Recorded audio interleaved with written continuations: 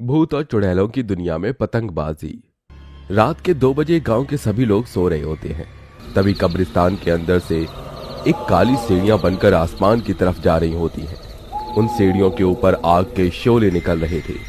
तभी कब्रिस्तान के अंदर से कुछ आत्माएं निकलकर उन सीढ़ियों के ऊपर चढ़ना शुरू कर देती हैं, जिनमें एक केशव नाम के लड़के की आत्मा भी होती है। ये कैसी सीढ़ियां हैं? चारों तरफ से आग निकल रही है, लेकिन मैं फिर रुक नहीं रहा और मैं इन सीढ़ियों के ऊपर जा क्यों रहा हूँ? मुझे कुछ समझ नहीं आ रहा ये सब लोग कहाँ जा रहे हैं। सीढ़ियों से चलते हुए केशव एक पाताल लोक में पहुंच जाता है, जहां पर वो पाताल लोक के दरवाजे से अंदर का नजारा देखकर हैरान रह जाता है। इसका मतलब मैं मर चुका हूँ और मैं दूसरी भूतिया दुनिया में आ गया हूँ। ये दुनिया कितनी अजीब है, चारों तरफ आग के बुलबुले उठ रहे हैं, लेकिन मैं मरा कैसे? मैं तो पतंग उड़ा रहा था, कहीं पतंग उड़ाते उड़ाते मेरी मृत्यु तो नहीं हो गई। तभी केशव की नजर वहां पर भयानक भूत और चुड़ैलों के ऊपर पड़ती है, जो पाताल लोक के दरवाजे से निकलने वाली हर एक आत्मा को एक प्याले में खून पिला रहे होते हैं। जैसे ही केशव का नंबर आता है, वो भूत उससे पूछता है, ये क्या है जो तुम मुझे पिला रहे हो? यह एक शक्तिशाली प्याला है, जिसे पीते ही कमजोर से कमजोर आत्मा भी बहुत ज्यादा शक्तिशाली हो जाती है। देखते हैं इसका असर तुम्हारे ऊपर कैसा होता है। भूत जबरदस्ती केशव को वो खून का प्याला पिला देता है, जिसके बाद केशव की जहां एक साधारण आत्मा होती है, वो अचानक से एक भयानक भूत में परिवर्तित हो जाती है। ये क्या हो रहा है मेरे साथ? ये तुम लोग क्या कर रहे हो? जैसे ही शक्तिशाली प्याला अपना असर दिखाता है, वैसे ही केशव बहुत शक्तिशाली हो जाता है। अब तो बहुत मजा आ रहा है, लगता है जैसे शरीर में एनर्जी पावर आ गई। देखो तो सही, हमारे पाताल लोक में फिर से एक और शक्तिशाली भयानक भूत आया है। वहां खड़ी सभी चुड़ैल भयानक केशव के भूत को देख रही होती हैं। तभी केशव को बहुत जोर जोर से भूत और चुड़ैलों के चिल्लाने की आवाज आती है, जिसके कारण वो सबसे पूछता है, ये कैसी आवाज है? लगता है बहुत सारे भूत और चुड़ैल मिलकर हल्ला मचा रहे हैं। क्या चल रहा है यहाँ पर? चलना क्या है, 15 अगस्त है, बस उसी के समारोह को एंजॉय कर रहे हैं सभी भूत और चुड़ैल। क्या कहा तुमने? 15 अगस्त का समारोह? 15 अगस्त वाले दिन तो पृथ्वी लोक पर लोग पतंगबाजी करते हैं और देश आजादी की खुशी में खुशियां मनाते हैं, और आज के दिन तो मैं पतंगबाजी करते करते मरा था छत से गिरकर। केशव की सारी बातें सुनकर वहां पर दरबार का भूत उससे कहता है, यहाँ पर आने वाला हर एक मरा हुआ भूत और चुड़ैल जो भी ये शक्तिशाली प्याला पीता है, उसे अपने बीते हुए दिन के कल के बारे में कुछ भी याद नहीं होता। लेकिन तुम्हें यहाँ सब कुछ पता है, ये तो अचंभित है। इसका मतलब तुम बहुत बुरे इंसान रहे हो। तभी केशव को अपने बीते हुए कल के बारे में याद आने लगता है, जिसमें उसने कई लड़कों से पतंग छीनी थी और कई लड़कों को मारा था। लड़कियों को पत्थर मारकर उसने परेशान भी किया था, बूढ़े लोगों को सताया था, और एक दिन वो पतंग उड़ाते उड़ाते छत से नीचे गिर गया, जिसकी वजह से वो आज पाताल लोक में पहुंच गया था। मुझे सब याद है। खैर ये सब छोड़ो, ये पतंगबाजी कहाँ हो रही है? मुझे वहां पर ले चलो। तुम वहाँ नहीं जा सकते, वहाँ पर ऐसे किसी का आना जाना मंजूर नहीं है। सिर्फ चांडाल ही अपनी पसंद के लोगों को वहाँ आने के लिए चुनता है।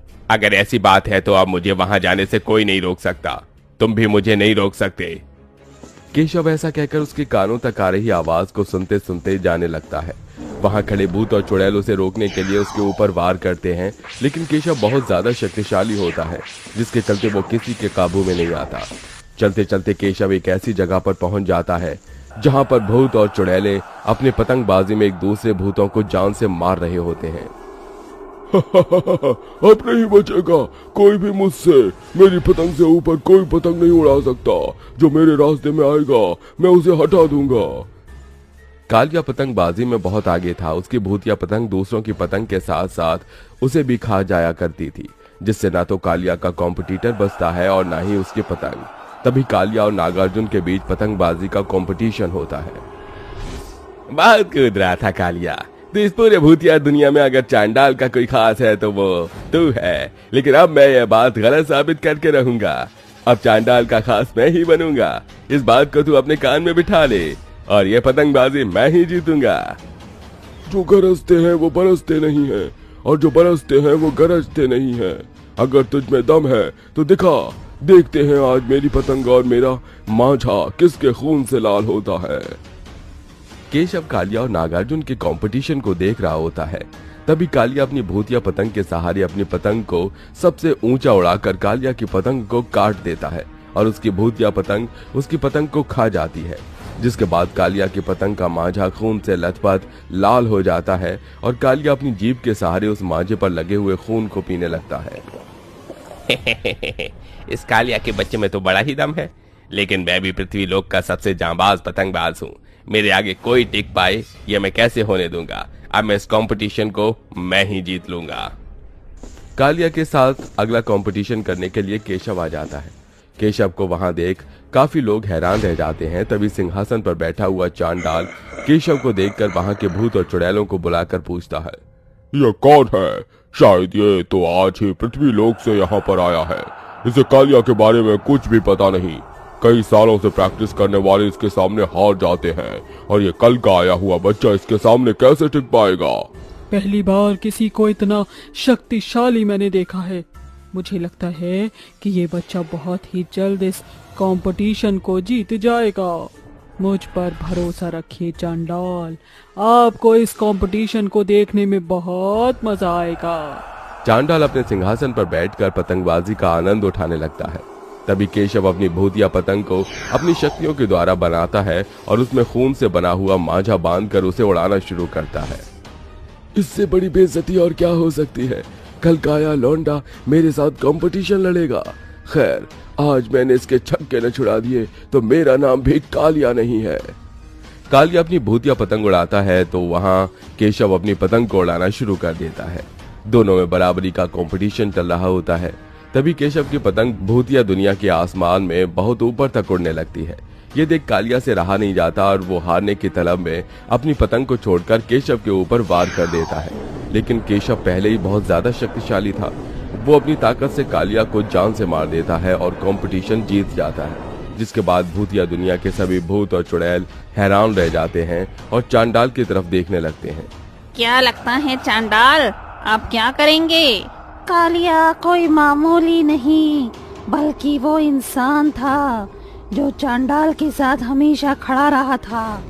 चांडाल एक फौजी था और उसे अपने देश के लिए 15 अगस्त का ये त्योहार मनाना बहुत अच्छा लगता था। अब तो ऐसा लगता है जैसे चांडाल इस केशव नाम के शक्तिशाली लड़के को मार ही डालेगा। माया छाया ऐसा बोल ही रही थी कि तभी चांडाल खुशी से उठता है और कहता है, आज से मेरा राइट हैंड केशव है और इस पतंगबाजी का इनाम केशव को दिया जाएगा। अब सभी लोग 15 अगस्त के इस प्यारे से जश्न का लाभ उठाओ। जश्न रुकना नहीं चाहिए। चांडाल अपने हाथों से केशव को माला पहनाता है। उस दिन के बाद से भूतिया दुनिया में केशव अपनी एक पहचान बना लेता है और वहां खुशी खुशी पतंगबाजी करते हुए रहने लगता है। हिंदुस्तानी बॉर्डर पर जोरों से जंग जारी थी। सभी फौजी आतंकवाद को खत्म करने और दूसरे देशों की बुरी नजर से अपने देश को बचाने के लिए अपनी जान की परवाह किए पूरे जोश के साथ लड़ रहे थे। गोलियों की बरसात दोनों तरफ से हो रही थी। 15 अगस्त भी बस आने ही वाला था। ऐसे में दुश्मन आजादी के दिन हमारे देश को फिर से गुलाम बनाने की योजना बना रहे थे, लेकिन हमारे जवान भी पूरे जोश में थे। जल्दी से सभी अपने आप को कहीं छिपा लो, दुश्मन ने बम फेंक दिया है। उन फौजियों के कर्नल के ऐसा बोलते ही सभी फौजी दूर भागने लगे। कुछ फौजी तो बम के धमाके की चपेट से निकल आए, लेकिन बहुत सारे उसी धमाके में मारे गए। अरे वाह, इन सब का तो लगता है खात्मा हो गया। दुश्मन को लगा कि सभी फौजी मर चुके हैं, लेकिन ये क्या, हम लोग तो बस 10 ही बचे हैं। और तो और हमारे सारे हथियार, गोले बारूद और बम सभी कुछ इस धमाके में खत्म हो गए। अब हम लोग क्या करेंगे? पता नहीं कर्नल साहब, हमारी तो टेंट वगैरह भी सब जल चुके हैं। दुश्मन नहीं जानता कि अभी हम जिंदा हैं, इसीलिए हम हार नहीं मानेंगे। सही कहा, हम अपनी आखिरी सांस तक लड़ेंगे। फौजियों का सब कुछ खत्म हो चुका था। बॉर्डर पर सभी तरफ लाशें ही लाशें पड़ी हुई थी, लेकिन फौजियों का हौसला अभी भी पस्त नहीं हुआ था। हमें इन दुश्मनों से अब ताकत से नहीं, दिमाग से लड़ना होगा। हम सीधा इनके सामने चले गए तो ये लोग निहत्थे फौजियों को मार गिराएंगे, तो इसीलिए हमें अब छिपकर वार करना होगा। तुम्हारे पास जो भी हथियार हो उसे संभाल लो। कर्नल साहब, हमने इमरजेंसी के लिए जमीन में भी बारूद दबाए थे। जानता हूं, लेकिन धमाके के साथ वो भी खत्म हो चुके हैं। समझ नहीं आता कि हम क्या करें। अभी कर्नल ऐसा बोल ही रहा था कि तभी दुश्मन की एक गोली उनके एक और फौजी को लग गई। ओह गॉड, वो जान चुके हैं कि हम जिंदा हैं। जल्दी कहीं छुप जाओ। सभी फौजी उस घायल फौजी को अपने साथ लेकर भाग लिए। उन लोगों के वहां से जाते ही 3 चमकदार रोशनियां वहां आई, जिसमें 3 चुड़ैल थीं, और उन्होंने अपना हाथ हवा में उठाया। उनके ऐसा करते ही बहुत तेज तेज आंधी चलने लगी। अरे ये कौन है? तेरी मौत, आजा गले लग जा। इन पर ध्यान मत दो, तुम लोग लगे रहो, हम इन्हें भी हरा ही देंगे और फिर इनके देश पर हुकूमत करेंगे। उस कर्नल के ऐसा बोलते ही वो चमकदार परछाइयों में से एक परछाई ने अपना हाथ कर्नल की तरफ उठाया। उसके हाथ से एक रोशनी निकली जिसने दुश्मन के कर्नल को चीर दिया, और फिर उन तीनों ने मिलकर दुश्मन टीम को हरा दिया। दरअसल आप सोच रहे होंगे कि वो कोई फरिश्ते थे। नहीं, अपने देश को बचाने चुड़ैलें फरिश्तों का रूप लेकर आई थी। उन्होंने फौजियों वाले ही कपड़े पहने हुए थे। उन्हें देखकर दुश्मन फौजी डर गए। अरे अरे, ये तो चुड़ैलें हैं। बचाओ बचाओ बचाओ, भागो। सभी फौजी अपने हथियारों को छोड़कर अपनी जान बचाने के लिए जंग छोड़कर ही भाग गए।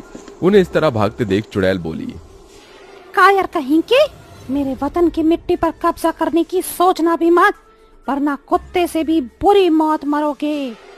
इन सभी का तो खेल खत्म हो गया। चलो दोस्तों, अब अपने भारत के रखवालों की भी मदद कर देते हैं। सही कहा, आ जाओ बहनों। उन तीनों चुड़ैलों ने दुश्मन देश के सभी फौजियों को अच्छा सबक सिखा दिया था। चलो दोस्तों, आ जाओ। उन तीनों ने एक दूसरे के हाथों को पकड़ा और फिर एक मंत्र का जाप किया। छू छू, जादू चल जादू।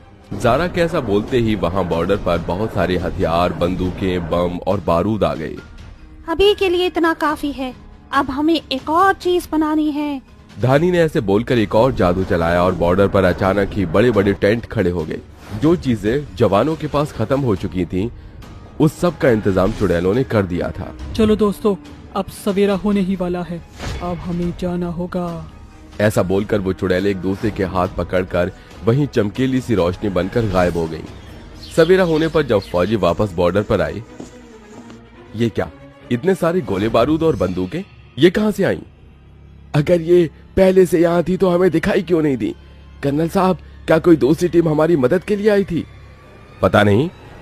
ये देखिए कर्नल साहब, हमारे टेंट भी सही सलामत हैं। क्या? समझ नहीं आता ये सब किसने किया? कर्नल ने दुश्मन के बॉर्डर पर देखा, वहां लाशों का ढेर था और बॉर्डर पर कोई दिखाई नहीं दे रहा था। सभी गहरी सोच और हैरानी में थे कि आखिर ये सब कैसे हुआ। क्या आप भी जानना चाहते हो कि उन चुड़ैलों ने ऐसा क्यों किया था? तो फिर बने रहिए। धानी, करिश्मा और जारा तीनों महिला मिलिट्री फौज में भर्ती थीं।